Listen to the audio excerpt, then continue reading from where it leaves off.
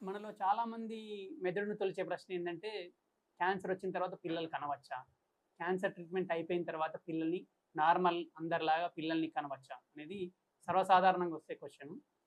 నార్మల్‌గా ఏంటంటే, క్యాన్సర్ వచ్చిన వ్యక్తి పిల్లల్ని కనవచ్చా లేదా అనేది చాలా ఫ్యాక్టర్స్‌పై డిపెండ్ అయి ఉంటుంది. ఫర్ ఎగ్జాంపుల్ పేషెంట్‌కి వచ్చిన క్యాన్సర్ ఏ రకమైన క్యాన్సర్? ఏ స్టేజ్‌లో ఉంది? పేషెంట్ యొక్క వయసెంత? పేషెంట్ యొక్క జనరల్ కండిషన్ ఎలా ఉంది?